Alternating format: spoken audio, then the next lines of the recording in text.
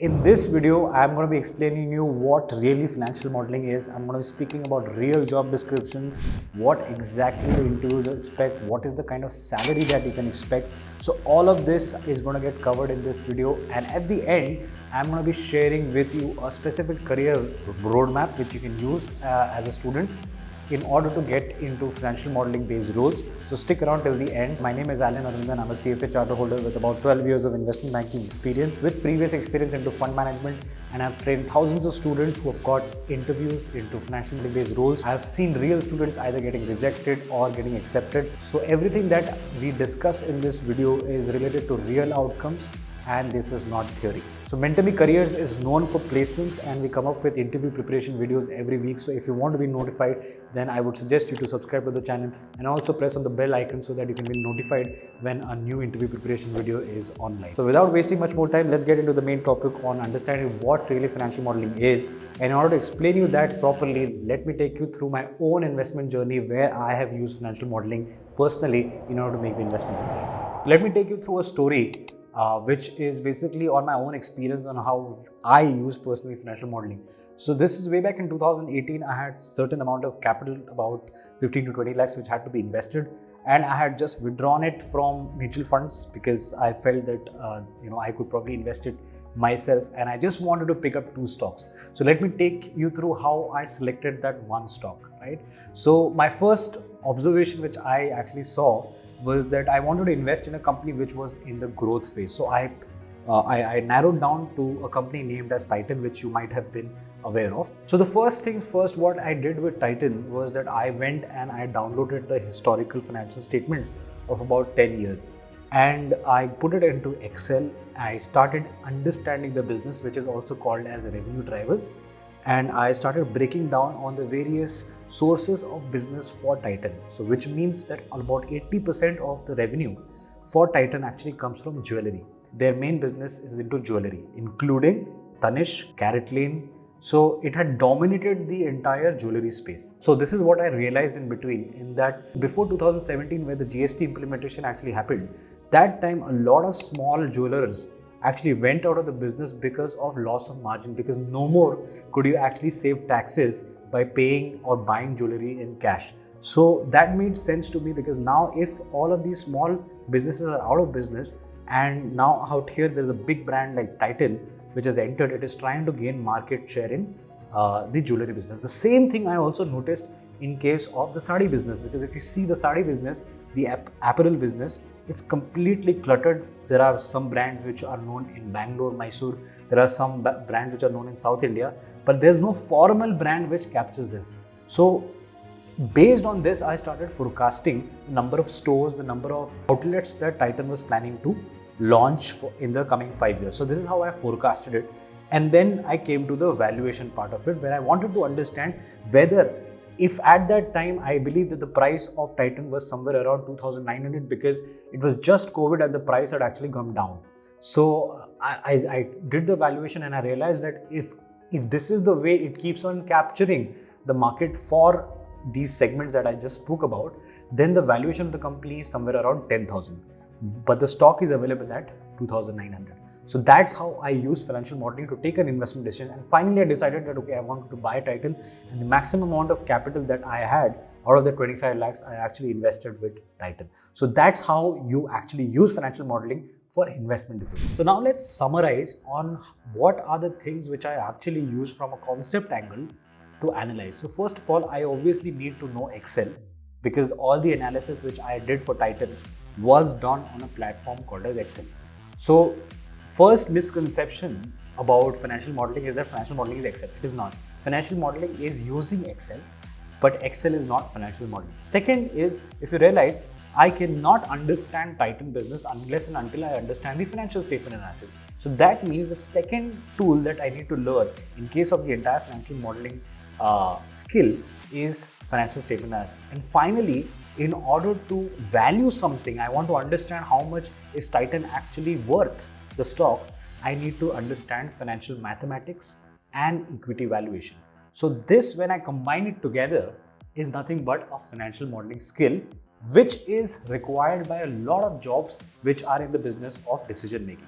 Now let's also understand that financial modeling is categorized as a decision making tool, right? So the decision which we right now took was related to, the decision which I took personally was related to investment in Titan.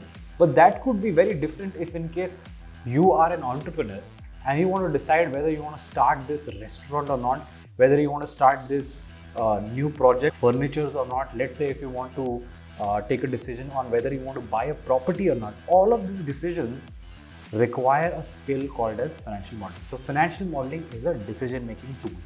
Now let's talk about job roles, right? And there are various job roles which require financial modeling, which you might be interested as a candidate. For example, equity research, investment banking, if you're talking about financial planning and analysis, which is related to corporate finance.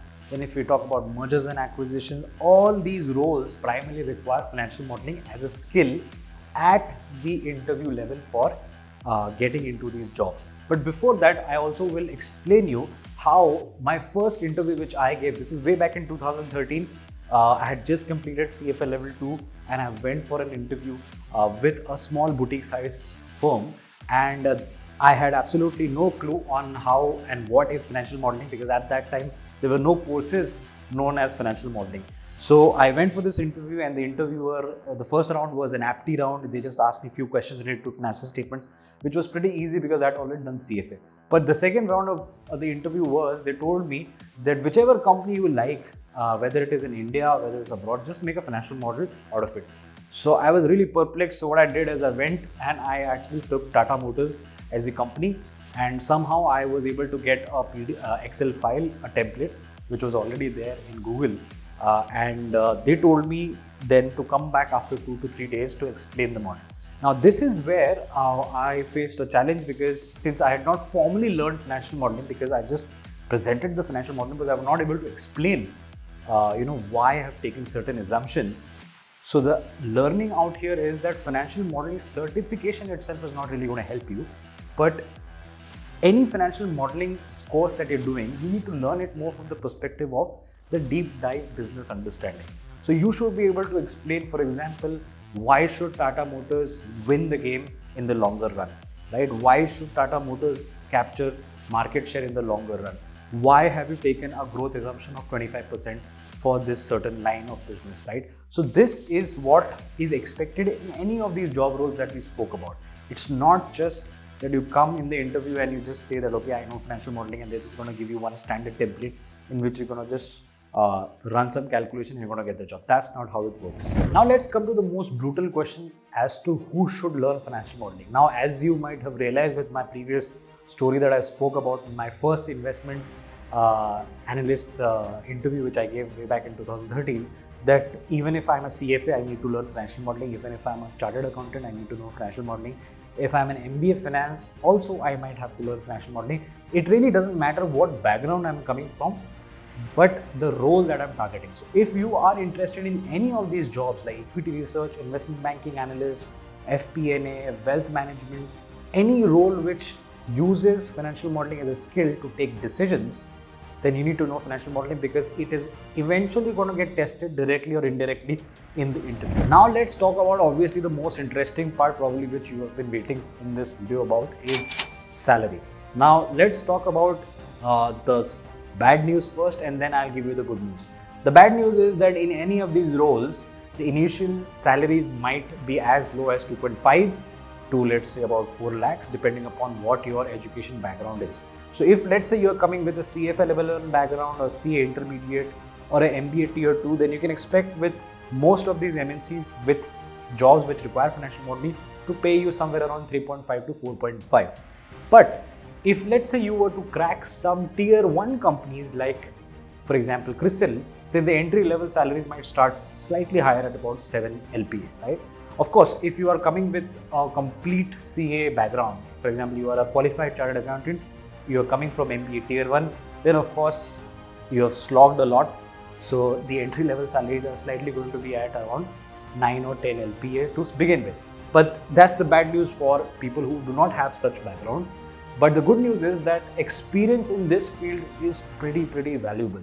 So if a person, even with a small firm which is hardly paying you somewhere around 3 LPA, if you stick around for 1 year or so, that experience can be used to jump into bigger tier 1 companies, and the salaries can grow up almost by 100 to 200%, right?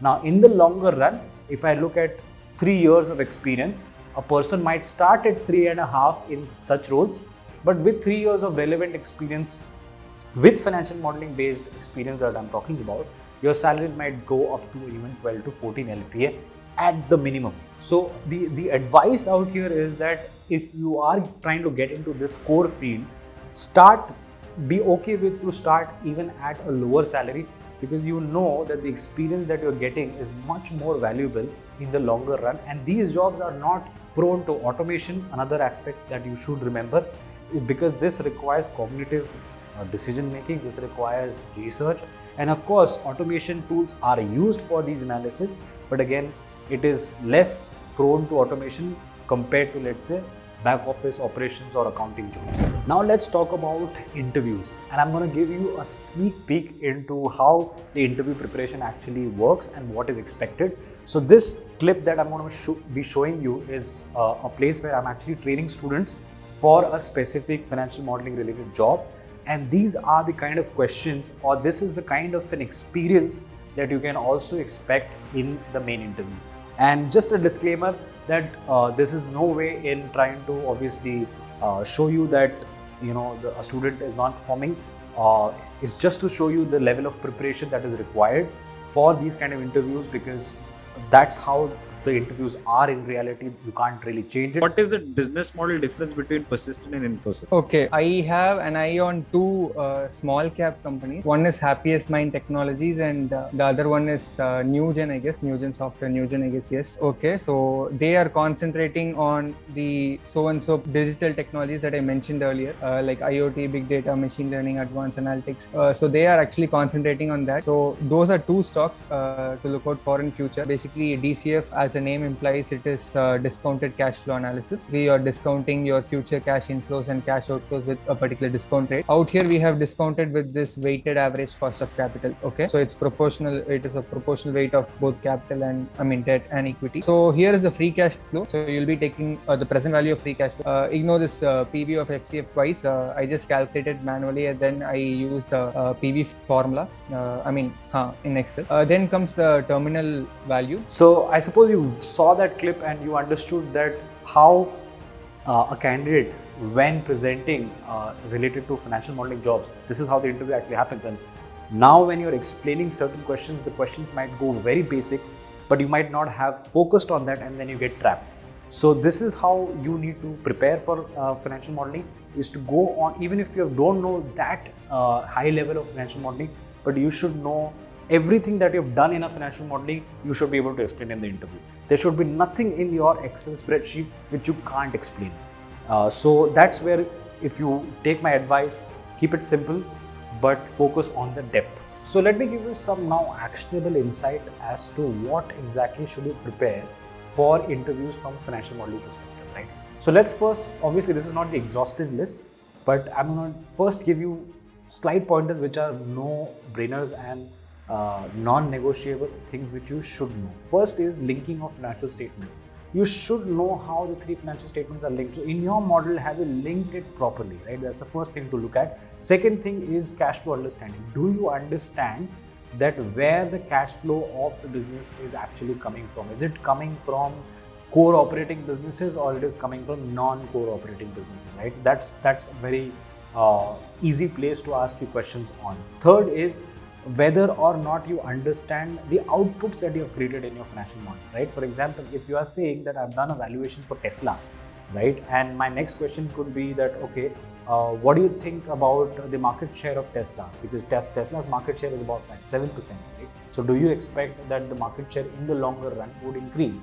Now, this is where I'm trying to test whether the model that you have made on Tesla, do you really understand what you have done, right? Because the answer could be that if I was explaining this, I would say that since Tesla is obviously an EV player in this market, BYD and Tesla today, and all the other players are still manufacturing diesel and petrol cars. But in the longer run, what's going to happen? These all companies they're going to start producing EV again. So that means the market share of the increase, expecting that the market share of Tesla would increase would be a wrong assumption, right? So know the outputs that you are preparing and explain your model like a story. And that's the most important part, because I've frequently seen candidates when I say that, okay, have you made a financial model? Yes. So can you explain what the business is about? And they go all robotic, and they explain that, okay, let's say for example Tesla. So Tesla is an automotive business. That's not how you explain. So you explain it in a more summarized manner, saying that, okay, Tesla is a business which is into EV automation, and the major customers of Tesla are basically people who are early adopters, and it also has the main business or the main vision or the game of Tesla is actually not automotive business, but actually autonomous vehicles which are going to be EV. So that's the story that you have to tell in an interview, because that shows that, okay, you really know what we're talking about, and this is going to move the needle in the interview. So if you're still here in this video, of course, it shows that you are anyways above 90% of the candidates, because you're serious about interview preparation. So as promised at the start of the video, I will be giving you a career roadmap which specifically tells you on what are the kind of roles that you can get into, what are the mistakes to avoid, what are the roles which you don't want to get into, because it might be very difficult for you to come back again. Second is going to be a role-wise checklist which you should know, because not every role is going to ask you the same kind of questions related to financial modeling. And third is going to be interview-focused preparation plan. So all of this in the description. Just click on either the link above or go into the description and you'll be able to find the resources. This is not a promotional stuff. This is just to help you for your interview preparation. Hey, so if you really like the video, then please do help us reach more students. If you want to help some of your friends who are confused about their preparation related to financial modeling based roles, then you can also share it with them and also subscribe it. And do care to check out our exhaustive interview preparation list, which will be available at the end of this video. And I'll see you again in the next interview preparation video. Bye-bye.